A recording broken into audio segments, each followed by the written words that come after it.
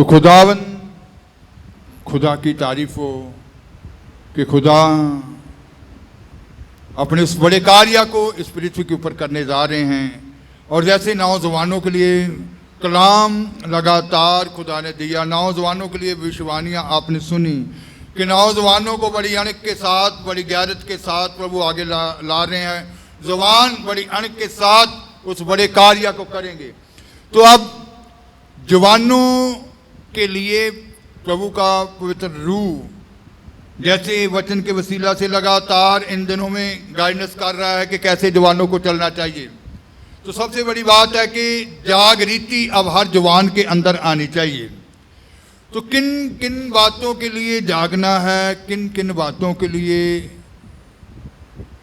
जागृति होनी चाहिए, जागना है आप, तो वो बातें आज बाइबल में से देखेंगे। 7 बातें ऐसी आज जवानों के लिए कि जागृति के बीच आना है। तो कौन कौन सी बातों के लिए जागना है? पहली बात,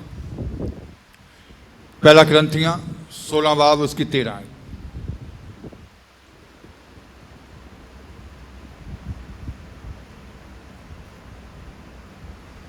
जागते रहो, निश्चा विच दृढ़ रहो, पुरुषार्थ करो, तकड़े होवो। जागते रहो, विश्वास में स्थिर रहो।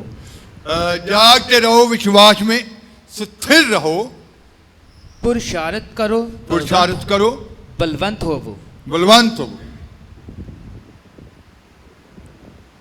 पुरुषार्थ करो, है ना।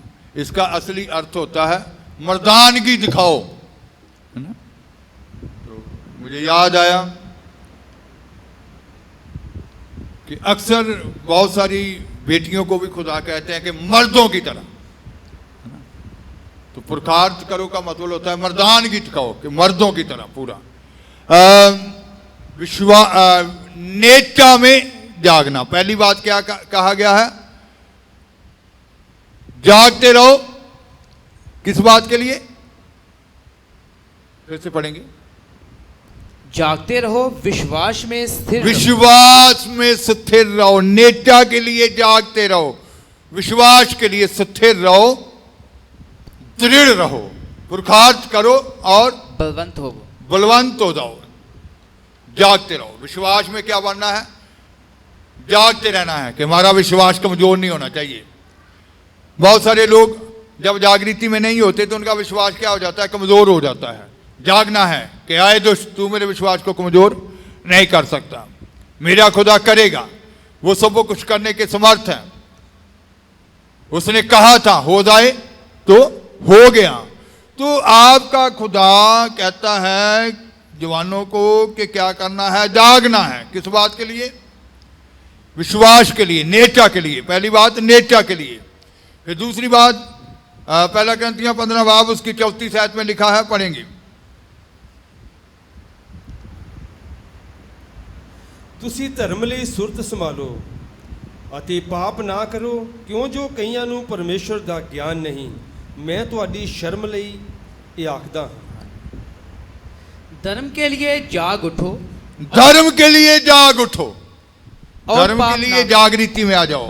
धार्मिकता के लिए, धर्म के लिए जागना है और पाप ना करो। किसके लिए जागना है? धर्म के लिए, धार्मिकता के लिए जाग उठो। फिर पौलुस अफिसिया की कलीसिया को खत लिखते समय ये कहते थे, अफसियां 6 बाब उसकी 18 आयत।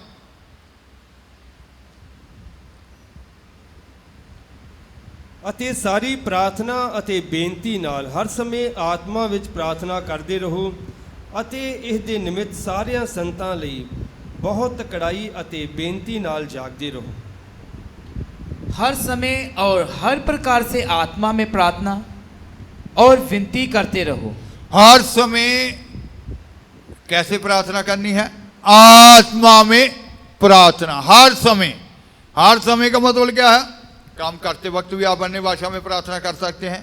चलते फिरते सड़क आप सफर में हैं तो अन्य भाषा में प्रार्थना कर सकते हैं। हर समय आत्मा में प्रार्थना, है ना। मैंने जो है घर के काम करते हुए भी अन्य भाषा बोलकर दुआ कर सकते हैं कि हर समय आत्मा में प्रार्थना करते रहो और विनती करते रहो और विनती करते रहो और इसीलिए जागते रहो। इसीलिए किस लिए? प्रार्थना और विनती के लिए जागते रहो। किसके लिए जागना है? प्रार्थना और विनती के लिए जागना है। पहली बात, विश्वास के लिए जागना है कि हमारा विश्वास कमजोर नहीं होना चाहिए। शत्रु आएगा आपके विश्वास को कमजोर करने के लिए, दूसरे लोगों के वसीला से भी आपके विश्वास को कमजोर करने आएगा, लेकिन विश्वास में कभी भी कमजोर नहीं होना है। दूसरी बात, किसके लिए जागना है? धर्म के लिए जागना है। तीसरी बात, किसके लिए जागना है? प्रार्थना और विनती करने के लिए हर समय क्या करते रहना है? जागते रहना है। और चौथी बात, दूसरा तिमोथेयुस 4 बाब उसकी 5वीं आयत में लिखा है, पढ़ेंगे।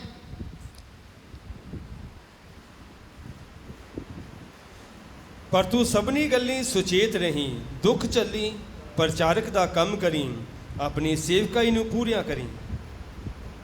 पर तू सब बातों में सावधान रह। ये जो लिखा सावधान रह, सचेत रह, असल में ये भी मूल भाषा में जागता रह। सारी बातों में क्या कर?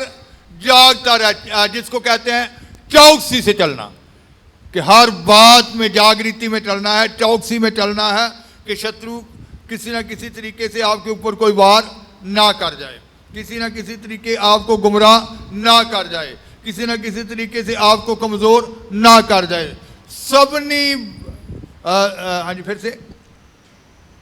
पर तू सब बातों में सावधान रह। सब बातों में जागता रह, सब बातों में चौकस रह, सावधान रह। हाँ जी। दुख उठा, सुसमाचार प्रचार का काम। जब दुख भी आए तो दुख उठाते हुए आगे बढ़ते जाना, सलीब उठाते आगे बढ़ते जाना है, खुदा के काम को, सुसमाचार के प्रचार को फैलाते जाना है। तो सबनी सारी बातों के लिए क्या करते रहना है? जागते रहना है, सावधान हो जाना है, चौकस हो जाना है। और फिर 5वीं बात लिखी गई है कि अपने वस्त्रों के लिए प्रकाशित वाक्य 16 बाब उसकी 15 आयत जब पढ़ते हैं तो पढ़ेंगे।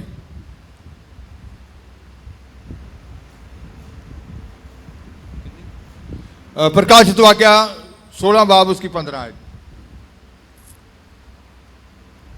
ਵੇਖੋ ਮੈਂ ਚੋਰ ਵਾਂਗੂ ਹੁੰਦਾ ਹਾਂ, ਧੰਨ ਉਹ ਜਿਹੜਾ ਜਾਗਦਾ ਰਹਿੰਦਾ ਅਤੇ ਆਪਣੇ ਬਸਤਰ ਦੀ ਚੌਕਸੀ ਕਰਦਾ ਹੈ, ਭਾਈ ਉਹ ਨੰਗਾ ਨਾ ਫਿਰੇ ਅਤੇ ਲੋਕ ਉਹਦੀ ਸ਼ਰਮ ਨਾ ਵੇਖਣ। देख मैं चोर के समान आता हूँ। देख मैं चोर के समान आता हूँ। धन्य वह है, धन्य है वह जो जागता रहता है। जो जागता रहता है। किसके लिए जागता रहता है?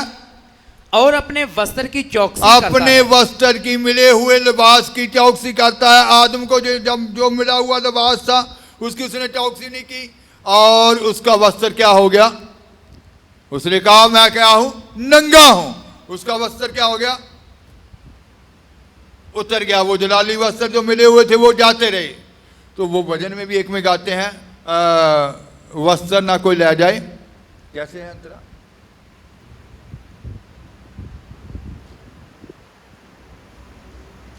वस्त्र दी मैं रखवाली करा, ले जाए ना कोई। ਵਸਤਰ ਧਰਮ ਦਾ ਮੈਲਾ ਹੋਇਆ, ਆਪਣੇ ਲਹੂ ਨਾਲ ਧੋ, ਚੌਕਸ ਰਹਾ ਮੈਨੂੰ ਕਿਰਪਾ ਦੇ ਤੂੰ, वस्त्र दी रखवाली करा मैं, ले जाए ना कोई होर। तो यहाँ प्रकाशित वाक्य में क्या लिखा है? जैसे जी अंतरे में यही बातें लिखी गई हैं कि अपने वस्त्र की, जो खुदा की तरफ से लिबास मिला है, उसकी क्या करनी है? चौकसी करनी है। तो वस्त्र फिर से पढ़ देंगे, इसको हिंदी में पढ़ेंगे। देख मैं चोर के समान आता, देख मैं चोर के समान आता हूँ।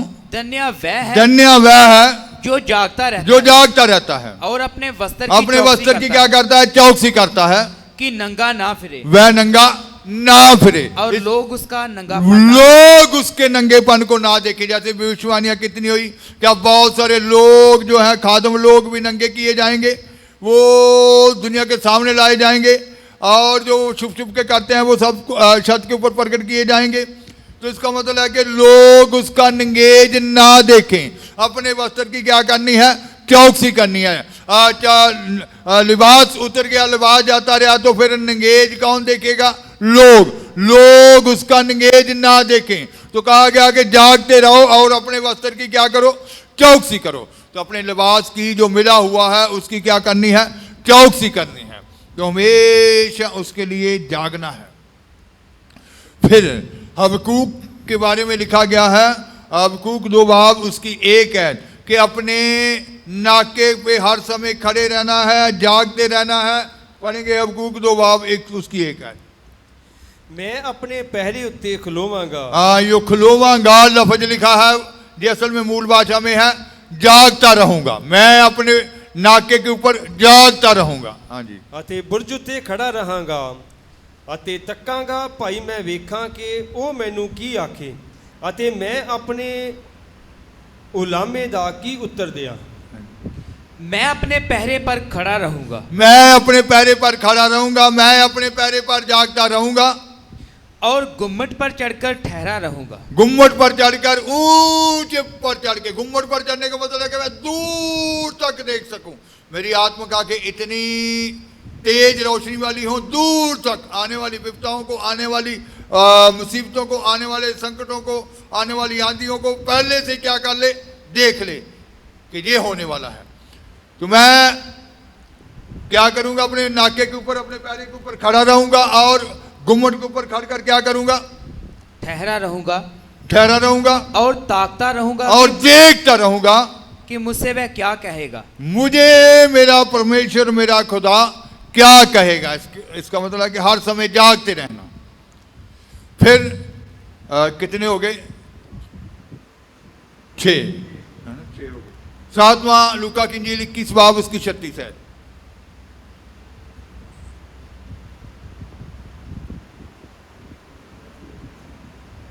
लूका की इंजील 21 ਬਾਬ उसकी 36 ਹੈ। ਪਰ ਬੇਨਤੀ ਕਰਦਿਆਂ ਹਰ ਵੇਲੇ ਜਾਗਦੇ ਰਹੋ ਭਾਈ ਤੁਸੀਂ ਉਹਨਾਂ ਸਭਨਾ ਗੱਲਾਂ ਤੋਂ ਜਿਹੜੀਆਂ ਹੋਣ ਵਾਲੀਆਂ ਹਨ ਬਚ ਸਕੋ ਅਤੇ ਮਨੁੱਖ ਦੇ ਪੁੱਤਰ ਦੇ ਸਾਹਮਣੇ खड़े हो सको। इसलिए जागते रहो। किस लिए जागना है? मनुष्य के पुत्र के प्रभु यीशु मसीह के सामने खड़े होने के लिए जागते रहना है कि जब हम उसके सामने खड़े हों तो हमें शर्मिंदा ना होना पड़े। हमें इसलिए कहता कि जागते रहो और हर समय प्रार्थना करते हर रहो समय प्रार्थना करते रहो कि तुम इन सब आने वाली घटनाओं से बचने और मनुष्य के पुत्र के सामने खड़े होने के मनुष्य के पुत्र के सामने खड़े होने के योग्य पाए जाओ। जागते रहना कि क्या मैं मनुष्य के पुत्र के सामने खड़े होने के लायक हूं? क्या मैं उसके सामने खड़ा हो सकता हूं? कहीं मेरे अंदर कोई ऐसी कमी घटी तो नहीं है? जब मेरा खुदा आएगा तो मैं उसके सामने खड़ा हो सकूंगा, हो सकूंगी? कोई मेरे अंदर कोई पाप तो नहीं है? तो इन 7 बातों के लिए जागना है। आज के जवानों ने जागना है, खुदा के हर जन ने जागना है। तो जाग रीति के बीच चलना है। तो जागने वालों के बारे में अब देखेंगे और जो नहीं जागते उनके बारे में भी कुछ एग्जाम्पल देखेंगे, उदाहरण देखेंगे। यकूब के बारे में लिखा गया है कि यकूब जो था वो जा रहा था, सफर में था। उत्पत्ति 28 बाब उसकी 16 आयत जब हम पढ़ते हैं तो वहां लिखा गया, पढ़ेंगे।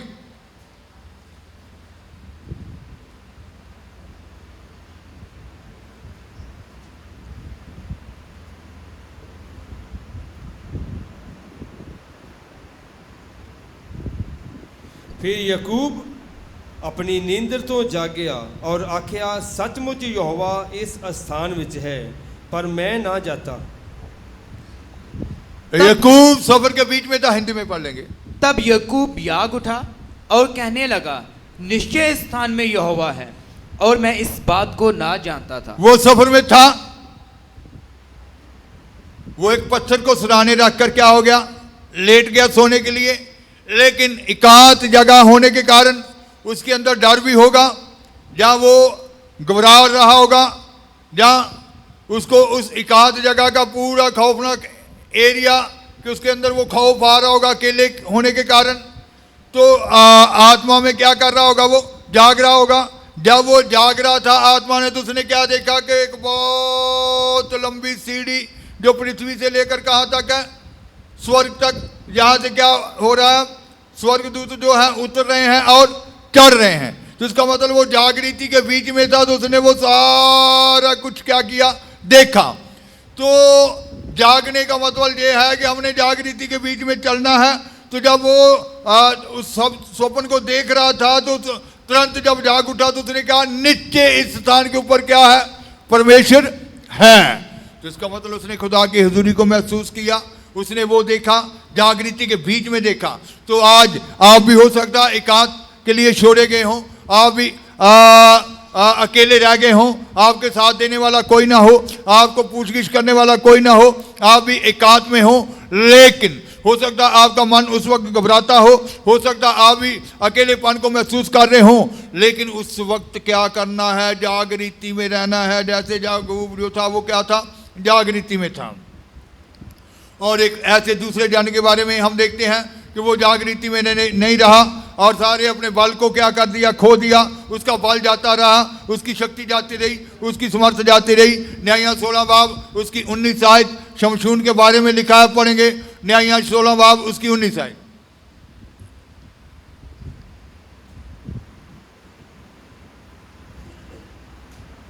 ਤਾਂ ਉਸਨੇ ਆਪਣੀਆਂ ਗੋਡਿਆਂ ਉੱਤੇ ਉਹਨੂੰ ਸੁਲਾ ਛੱਡਿਆ ਅਤੇ ਇੱਕ ਮਨੁੱਖ ਸੱਦ ਕੇ 7 ਲਟਾਂ ਜੋ ਉਹਦੇ ਸਿਰ ਉੱਤੇ ਸਨ ਮਨਵਾ ਸੁੱਟੀਆਂ ਅਤੇ ਉਹਨੂੰ ਛੇੜਨ ਲੱਗੀ ਅਤੇ ਉਹਦਾ ਜ਼ੋਰ ਉਹਦੇ ਕੋਲੋਂ ਜਾਂਦਾ ਰਿਹਾ। तब उसने उसको अपने घुटनों तो पर दलीला सुला जो रखा। थी शमशून जो था वो संसारिकता के बीच में फंस गया। जैसे आज भी कितने लोग संसारिकता के बीच में फंसे हुए हैं, पाप के बीच में फंसे हुए हैं, अपनी जागृति को खो बैठे हैं। वो बेशक वो संगत में आते हैं लेकिन वो सोए हुए हैं, जाग नहीं रहे। शमशून जो था ये आत्मगृति से जाग नहीं रहा था। क्या हो गया? सो गया। दलीला की गोद में क्या हुआ? सो गया। दलीला ने क्या किया? उसके सिर से जो 7 लठें थी जिसके बीच में वो खुदा की समर्थ कार्यकारी थी, उनको क्या कर दिया? कटवा डाला। पढ़ेंगे। तब उसने उसको अपने घुटनों पर सुला रखा और एक मनुष्य बुलवाकर उसके सिर की 7 लटें मुंडवा डाली। उसके सिर की 7 लटों को क्या कर दिया? मुंडवा डाला। और वह उसको दबाने लगी और वह निर्बल हो गया। वह निर्बल हो गया। उसकी शक्ति, उसकी समर्थ क्या हो गई? जाती रही। तो इसका मतलब कि आज जो जागते हैं वो खुदा का दर्शन पाते हैं। वो कहते हैं निष्ठ इस जगह पर खुदा की हजूरी है, इस जगह पर खुदा है। और जो सो जाते हैं वो अपनी समर्थ को भी क्या करते हैं? खो बैठते हैं। तो आज सोना नहीं है, सोने का वक्त नहीं है, जागने का वक्त है। जागने का मतलब है ये नहीं है कि रात जागते रहना, आत्मा में जागते रहना, कि हर समय चौकस रहना। किन किन बातों के लिए? विश्वास के लिए, कि कोई हमारे बातों के द्वारा विश्वास को कमज़ोर ना करने पाए। आपको डराने वाले भी आएंगे, डराने वाली पावरें आपके विश्वास को कमज़ोर करने वाली, डर पैदा करने वाली बातें आपके पास करेंगी। तो विश्वास नहीं कमज़ोर होना चाहिए, जागना है। और फिर किस बात के लिए जागना है? धार्मिकता के लिए जागना है, धर्म के लिए जागना है। और फिर किस बात के लिए जागना है? प्रार्थना और विनती के लिए जागना है। फिर किस बात के लिए जागना है? सारी बातों के लिए चौकस रहना है, हर बात में चौकस रहना है, जागते रहना है। आपकी आंखें हर समय 4 चफेरे देखने के लिए हों। ये ना हो कि कोई आपके पीछे से आकर शत्रु वार कर जाए। फिर किसके लिए जागना है? अपने वस्त्र की चौकसी करने के लिए जागना है, कि हमेशा जो आपके वस्त्र आपको खुदा ने दिए हुए हैं उनके लिए जागते रहना, कि कोई और ले ना जाए, कहीं आपका नंगापन उजागर ना हो जाए और लोग आपके नंगेपन को ना देखें। जागते रहना, अपने नाके पे खड़े रहना है, बुर्ज पे खड़े रहना है, कि आप होने वाली सारी घटनाओं को क्या कर सकें? देख सकें, दूर तक देख सकें। जागते रहना है कि जब मनुष्य का पुत्र आए तो उसके सामने खड़े होने के आप योग्य पाए जाओ। तो जागृति को लेना है। अब हर जवान ने जागना है, क्योंकि ये सोने का वक्त नहीं है। पौलुस ने भी कहा, हे सोने वाले जाग, मुर्दों में से क्या उठ, जी उठ। अब सोने का वक्त नहीं, अब जागने का वक्त है, जागृति में चलने का वक्त है। एक एक जवान के जागृति में चलने का वक्त है। अब अपनी आंखों को खोलकर चलने का वक्त है। अब संसार की बातों से निकलने का वक्त है। ये संसारिकता ऐसी है कि वो बहुत सारे लोगों का बल छीन रही है, जैसे शमशून का बल उस वक्त छीना गया जब वो संसार की बातों में खो गया, उस पाप में खो गया, और उसका बल क्या हो गया? जाता रहा। तो आज जागना है, जागना है, ताकि आप खुदा की उन सारी बातों को जान सकें, हर समय चौकसी में चल सकें। और अपने लिए जागना है, दूसरों के लिए जागना है, परिवार के लिए जागना है, कलीसिया के लिए जागना है। तो जागना है, अब तो जागृति में चलना है। अब सोने का वक्त नहीं है, बल्कि किसका वक्त है? जागने का वक्त है। जागने और जगाने का वक्त है। जागो और क्या करो? दुआ करो। जागो, नींद से जागो। अब नींद में सोने का वक्त नहीं है। आंखें बंद करेंगे, दुआ किया।